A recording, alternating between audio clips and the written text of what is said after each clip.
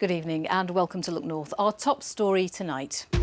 Yorkshire MPs say they're determined to get justice for people who've lost money after a Sheffield-based law firm collapsed. This is an absolute national scandal and the government has to step in. We speak to some of those in our region who've been affected. Also tonight, a former referee asked the government to cut VAT on defibrillators as he wouldn't be alive without them. Wakefield turns pink as the city's annual Rhubarb Festival returns for another year. Seems easier to you.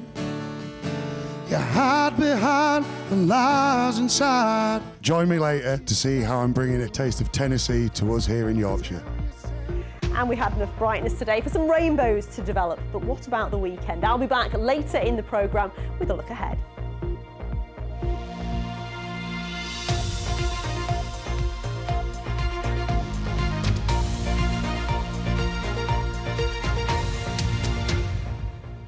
Hello and thank you for joining us. But first tonight, 20 years ago today, a businessman from Leeds was murdered during a robbery at his home.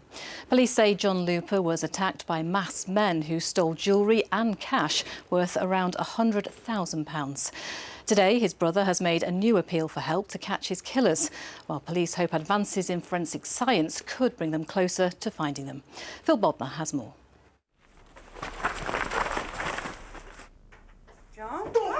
It was a crime that shattered a family and shocked a community. A brutal attack on a well-known businessman in his own home in a quiet Leeds suburb. John Looper died of asphyxiation. He was found the next day by his wife and daughter, who managed to escape after being tied up by robbers. Today, police released a new video appeal featuring Mr. Looper's brother. He was loyal. He was a great family man. He would help anyone. I still get very emotional now about thinking about it. Various 20 years, but it still affects me the same. The thieves stole cash and jewellery worth £100,000, including a rare Cartier watch. 2 decades on, his family are urging those who know who killed him to come forward. The people that did this must be known. People that know them must have known what's happened. It's impossible not to. Hopefully, the police investigations, the continuing police investigations, for which the family are very grateful, will enable these people to be caught and brought to justice. For John Looper's loved ones, it's hoped this new quest for information will at last provide some answers to 20 years of questions. Phil Bodmer, BBC Look North, Leeds. Next tonight, a Yorkshire MP says she's determined to get justice for people who've lost money after a Sheffield-based law firm collapsed. SSB Law went into administration last month. Many of their clients had been told their cases were on a no-win, no-fee basis, but hundreds of people are now facing bills of up to £50,000 each. Last night, Bradford MP Naz Shah held a meeting for those affected. She's now calling for urgent government intervention. Aisha Iqbal can tell us more. A mountain of paperwork, but the battle is only just beginning for Mohammed Iqbal and many others. After unsatisfactory insulation work was carried out on his home, he agreed to let lawyers fight for compensation on a no-win, no-fee basis. But now he's left with a £26,000 debt, and for others, it's even worse. People have heart attacks and all sorts with having to pay thousands and thousands, and I'm just dreading any letters coming through. I hope not. It's a dreadful thing from beginning to end, from those who did the insulation and then those who are trying to get the money back. But the whole process, to me, from the ones who do the insulation, then the legal people who follow, it seems really dodgy. Dr. Iqbal is one of the relatively lucky ones. He's not had a threatening letter yet, but he is fully expecting one over a £26,000 loan he was persuaded to take out. This emotional meeting last night, called by Bradford West MP Naz Shah, heard dozens of other stories from people who were promised compensation for faulty insulation work on their homes on a no-win, no-fee basis, but have instead been landed with huge legal bills. How does it all work? How do people get to that position where a pensioner has 2 heart attacks because he's had to pay for his son's bill and he's got no choice but to contribute from his pension, his hard-earned life savings, to get out of this mess? At fault here are the cowboys and the crooks, and this is an absolute national scandal, and the government has to step in. One young dad told me off camera of selling off his wedding presents, his car and his wife's jewellery to pay off a demand for almost £50,000. It's thought hundreds more in Yorkshire could be affected. The matter has been raised in Parliament and the Solicitors Regulation Authority says it's investigating. But for this Bradford MP, that's not enough. I know my constituents deserve justice. I know that old lady in there who is now having to pay £20,000 and she's having to repair her house in the meantime because it's getting worse, and she's a pensioner. She needs justice, and this is just the tip of the iceberg. The government has to step into this. Bradford East MP Imran Hussain is also urging the government to drop the debt against those affected. For victims and campaigners alike, answers can't come soon enough. Aisha Iqbal, BBC Look North, Bradford. Well, the BBC has tried to put the allegations to the directors of SSB Law, but it has not been possible to reach them. Well, earlier I spoke to Craig Underwood from the Law Society's Professional Standards and Ethics Committee and began by asking what exactly is a no-win, no-fee claim. So a no-win, no-fee claim is something like a personal injury claim or a dispute where the solicitor doesn't receive any payment unless he achieves a successful outcome for his client. So how was this allowed to happen? I mean, if they've signed a no-win, no-fee, why are people still able to be pursued for money? Well, it's important to remember, firstly, that a no-win, no-fee agreement is between the solicitor and the client. It's not between other parties to a legal claim, of which there are a number of different parties. For instance, there might be medical experts, there might be expert witness evidence, medical reports, or insurance companies, all of whose claims for costs may arise throughout the course of that claim. It isn't necessarily the case that the solicitors are charging for their services. It could be other people. It's pretty complex, isn't it? How are these firms regulated? All solicitors are regulated by the Solicitors Regulation Authority, and the regulation for solicitors is quite onerous upon them to provide full details of the charges and expenses that they will be levying against their clients, and it's very easy for a client to achieve full transparency over those costs, and those solicitors' fees should always be explained to the client at the outset and at regular intervals throughout the course of the claim. And just briefly, what help can people get who are affected by this? In the first instance, you would ordinarily complain to the firm and follow their internal complaints procedure. If that doesn't resolve the issue, then you'd be entitled to make a complaint to the Legal Services Ombudsman.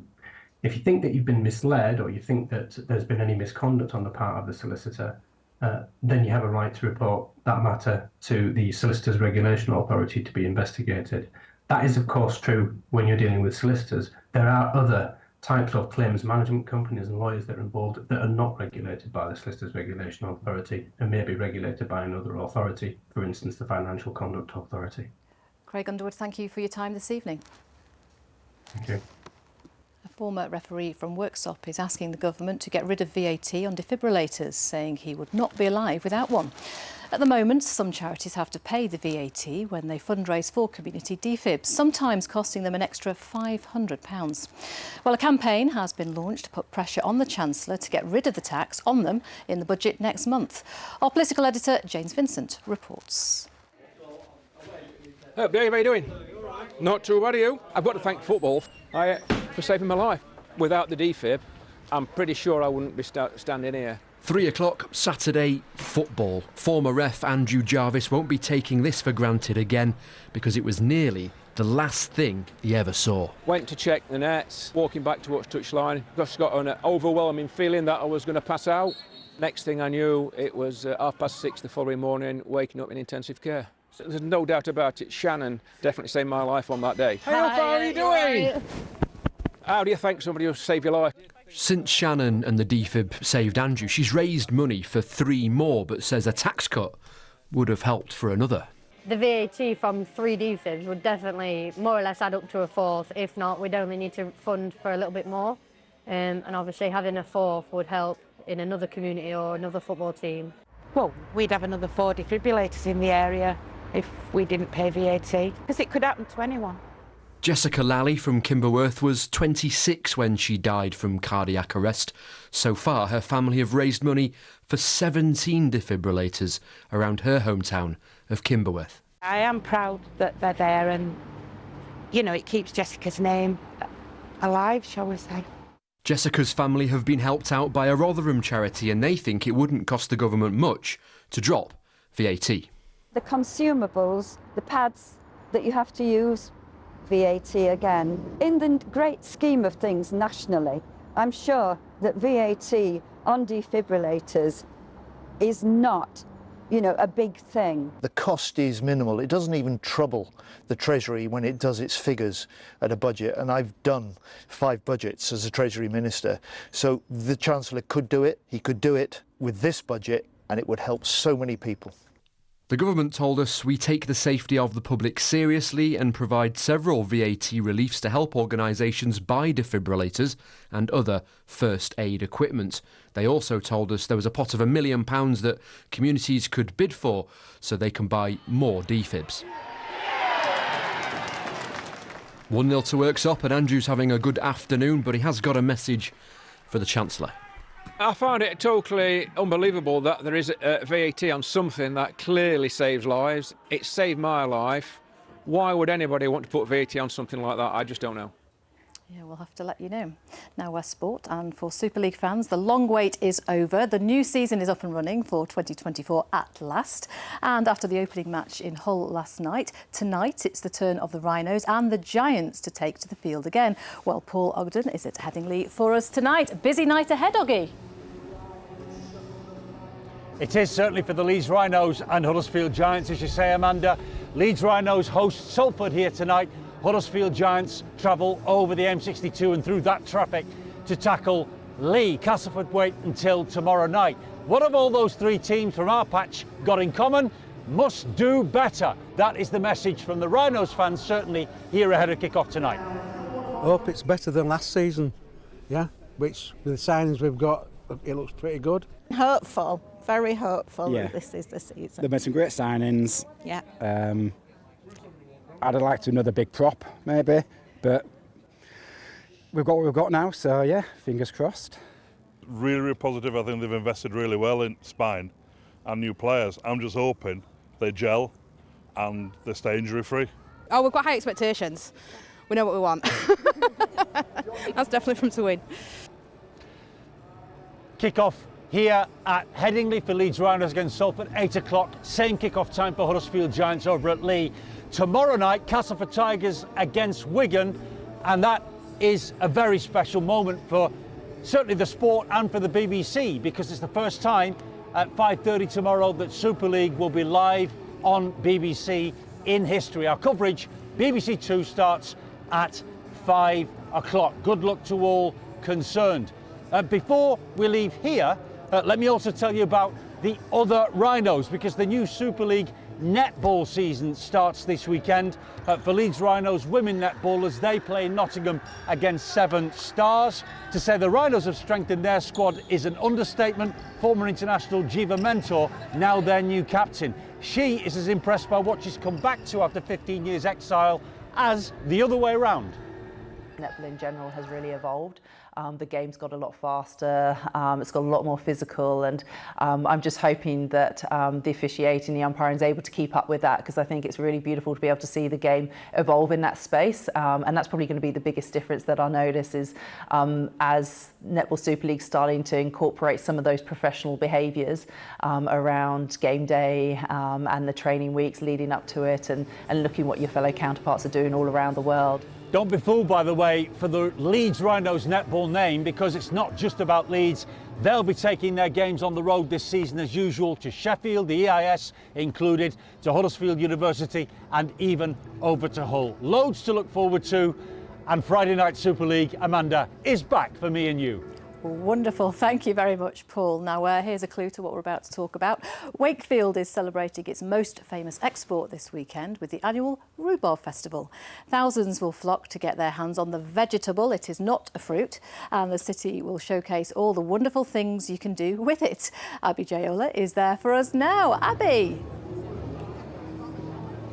Well, it's all about the rhubarb here in Wakefield across the weekend. There's loads going on. I'll explain where I am in just a minute, but first of all, we'll bring you a flavour of what's been happening in the city centre. Jazz hands like this and say, rhubarb, cheese! And a bag of, yeah. The exotic and mysterious rhubarb triangle. Of course you can have rhubarb on crepes, rhubarb and Nutella, rhubarb and white chocolate, rhubarb and Biscoff, rhubarb and anything.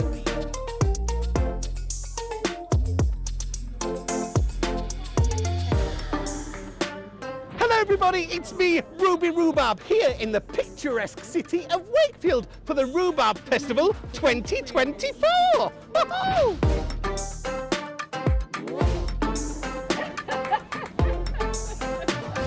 We've got rhubarb jams, we've got rhubarb pies, obviously rhubarb, we've got your thin rhubarb, and then we've got your chopped rhubarb.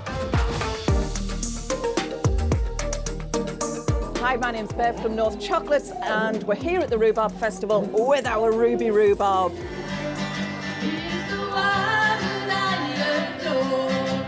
So hello, I'm Madame Zucchini and I entertain with vegetables and sometimes with fruit, and today I'm channeling rhubarb, bringing joy to Wakefield Rhubarb Festival all weekend.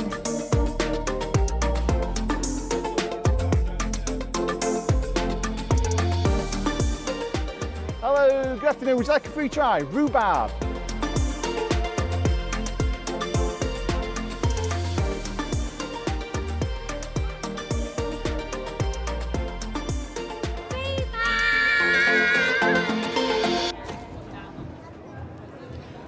Well, I'm at Talyard North in Wakefield. They are having a street food festival. Not quite so much rhubarb here, but if I wanted a cocktail, I could have a rhubarb cocktail, but I'm driving. Now, let's see what people are doing here. We've got some ladies here. You've been down here. Have you decided what you're having to eat yet? Yeah, I might go for the Thai chicken, the Thai. It looks nice, so. And what do you think about this here? It's really fun. I'm having pizza. Pizza. And do you know what you're going to have yet? I'm having some chips. Loaded fries. Loaded fries. Oh, it sounds gorgeous. Now, this has been happening for a while in Sheffield, and they've brought this idea here to Wakefield. Now, Ben, you brought this here from Sheffield. Why? So we've been doing the event in Sheffield successfully for nearly 10 years now. The opportunity came to grow into other cities. Wakefield is an amazing city, not a million miles away. We've got a great venue here at Talyard North, and it's a really exciting city with lots of emerging new food talent, and we're just keen to play a part in that. Oh, there is something for everybody here, isn't there? Yeah, we like to think it's a very inclusive event, very family friendly. There's great choice, live music. It's a free event as well, so we always like to say, if it's an event that you don't enjoy, you've not necessarily speculated to spend money on a ticket, but we're confident we've got something for everyone and something for everyone to enjoy. Well, Ben, good luck with the event. This will happen tomorrow as well, and there's events in the city centre on Saturday and Sunday as well. So I need to go get something to eat now because it smells amazing and I'm very hungry. Too wonderful. Thank you very much, Abby. Wakefield is the place to be this weekend. Love a rhubarb crumble. Now, from the streets of Wakefield to dancing in the street, and a couple in their late 80s have gone viral on social media. Carol and Alan Walker from West Yorkshire were filmed enjoying a dance while a busker provided the music in Leeds on Valentine's Day. Now, thousands of people have seen their moves online, and the couple told us they make it to make people smile. If you enjoy doing something with someone you love, just do it and get on with your life and enjoy it. This is no rehearsal. Do it. We dance to the buskers quite often in Leeds, but we danced because it was Valentine's Day and people always smile when we dance, and it was great. And the feeling was fantastic. The smiling is as good for us as we dance because we love it. And if we can make people smile, that's great. We've got past the stage of embarrassment. We're two people who love each other. We've got a fantastic family of 27. We get off the bus in Amber Lane and we just stand for a few seconds and listen very intently to hear if there's any music. We hear the music and we scurry up the street and start dancing. This year will be our 68th wedding anniversary. We met many years ago outside a dance hall when I was a soldier. And we've danced ever since. I'm talking, how many years? A long time. Yeah, 70 years ago. So life has been exciting for us all the way through.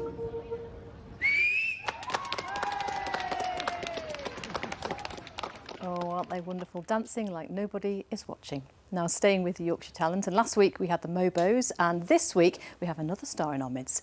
Matt Hodges is from Wakefield and has just been crowned Male Artist of the Year at the British Country Music Awards. Matt released his first single in 2020, but has been performing for over 10 years. Earlier I caught up with him, but first let's see him in action. The house became a walkway, the prison seemed my past, my future scary without you at my back, the anger, the pain that I felt inside. Well, you're looking and sounding fantastic there, and congratulations, Male Artist of the Year, no less. Yes, thank you very much. Yeah. How does that feel? It feels really special at the moment, and I wasn't expecting it at all. So it's taken me by surprise, but I'll humbly take it. Now, Wakefield, born and bred, it's not the first place one thinks of when one thinks of country music. Where did your enthusiasm come from for the music? I think going back to early teenage years, my dad was a big fan of Lynyrd Skynyrd, and that's more southern rock, and I sort of traced my way through to find country music and fell in love with like the storytelling side of it, and everybody can relate to country music in one way or another, and ever since then that's been the life. And you've enjoyed success already, haven't you? Not just this title now. Yes, yeah, I've had several number ones now in the country charts and the iTunes charts, and getting to play loads of festivals and stuff like that, and going around. It's been a bit of a whirlwind the past sort of 3 years, but it's been great. And this is the year for country music, isn't it? We've got Beyoncé, who's just released a country album, or about to release, and Dolly Parton, no less, has a single out. There is an appetite for it, isn't there? It is. It's the biggest growing music in the UK, and it's become almost fashionable again, I think. But yeah, people from the States are coming over and touring all over the UK as well. And the British scene in itself, there's so much talent out there, it's unreal, and it's great to be part of it. And speaking of the British scene, you perform all over the world. What's the difference between the UK and America? I would say the UK are probably a bit more critical than the guys over in the US. But I think one of the things with country music is people assume that you are going to be singing about hunting, fishing and stuff like that, which, you know, over here, even though people do it in the UK, it's not as big and popular. But it's still being involved in country music, but it's the British version. And Matt, what next? What next? I am heading back out on tour next month, going all over the UK, and I've got a new single coming out at some point towards the end of next month as well. Wonderful, thank you very much. Lovely to meet you today. You too. Oh, he was such a nice guy, and we will hear more from Matt in just a minute. But from one talent to yet another, oh, you're very kind. I think it might be a bit of a letdown. Oh, never, never. What's the weather looking like? A mixed bag over the weekend. Some heavy rain, but most of it should fall Saturday night into Sunday. There is, though, a warning for that. It's not been too bad today, has it? It's not been as mild as it was yesterday, but there's been a fair amount of brightness around, enough for quite a number of rainbows to develop. You've been sending lots of pictures in of your rainbows today, and I thought this was quite a nice moody picture of the what do you call it? The landscape? The cityscape. The cityscape. There it is. Amanda, help me out. The cityscape of Leeds from Lizzie there. Keep your pictures coming in to the Weather Watchers page, or I'm on social media as well, Keely.Donovan on Instagram. So yes, we have got some rain in the forecast over the weekend. Most of that is going to fall overnight Saturday into Sunday, but the ground is very saturated, so we do have a warning out for that rain. Before that, tomorrow doesn't look too bad. I've put quite cloudy, but again, like today, there should be some brighter, sunnier spells at times, and there could be the odd spot or two of drizzle, but generally it does look like a dry day. So a ridge of high pressure for tomorrow before this band of rain, this weather system pushes through. A bit of uncertainty into the clearance of it on Sunday. There could be a few showers lingering, particularly for parts of South Yorkshire. Next week looks quite mobile and changeable. There will be some rain at times. And for the first half of the week, temperatures will remain above average. So this is the radar picture from earlier. You can see not a lot to talk about in terms of rain, but there must have been a little bit for us to get those rainbows. It's been more light and drizzly, and there could still be a few spots out there through this evening and overnight. Quite a lot of cloud out there as well. It may well be that across the hills it becomes a little bit misty in places, and we could get a little bit of drizzle returning later on in the night as temperatures fall back to around 6 or 7 degrees. Let's have a quick look at those high water times then. In Bridlington at 10:15 and in Whitby at around 22:10. So we'll start the day with a little mist. That should lift, and quite a lot of cloud to start the day. The odd spot of light rain or drizzle perhaps. We should see a bit of an improvement. I think certainly on into the afternoon there should be some brighter, hopefully sunnier spells. The breeze will also pick up through tomorrow as well, but it should stay largely dry until the evening when we start to see this weather system creeping onto Pennine parts, and temperatures like today above average for the time of year, getting up to around 13, possibly even 14 degrees tomorrow.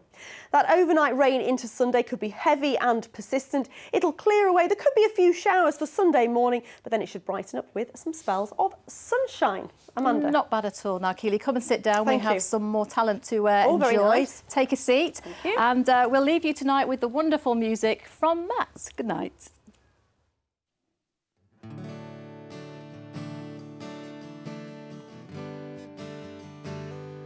And she was a strong one,